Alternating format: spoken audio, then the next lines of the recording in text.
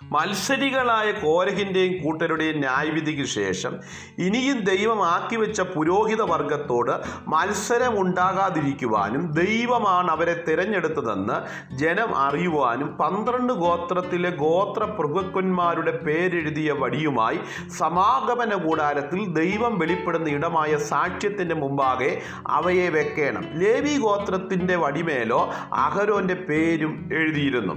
ദൈവം ആരെയാണോ തിരഞ്ഞെടുക്കുന്നത് അവൻ്റെ വടി തളിർക്കും. അതായിരുന്നു ഇവിടെ ദൈവിക വ്യവസ്ഥ. അങ്ങനെ പിറ്റേനാൾ മോശ സാക്ഷ്യകൂടാരത്തിൽ കടന്നപ്പോൾ ലേവി ഗ്രഹത്തിൽ അഹരോൻ്റെ വടി തളിർത്തിരിക്കുന്നത് കണ്ടു. അത് തളിർക്കുക മാത്രമല്ല, പൂത്ത് ബദാഫലം കായ്ച്ചിരുന്നു. അങ്ങനെ ഈ വടി മത്സരികൾക്ക് ഒരു അടയാളമായിരുന്നു. ഈ വടി തളിർത്ത് പൂത്ത് കായ്ച്ചത് സാക്ഷ്യകൂടാരത്തിനകത്താണ്. അവിടെ മണ്ണില്ല, വെള്ളമില്ല, ഇതിന് വേരിറങ്ങത്തക്ക രീതിയിൽ ഒരു സാഹചര്യവുമില്ല. ഇതൊന്നും ഇല്ലാതിരിക്കെ തന്നെ ഒറ്റ രാത്രി കൊണ്ട് തളിർപ്പുണ്ടായി, പൂവുണ്ടായി, കായുണ്ടായി. ഇത് അസാധ്യമായ കാര്യമാണ്.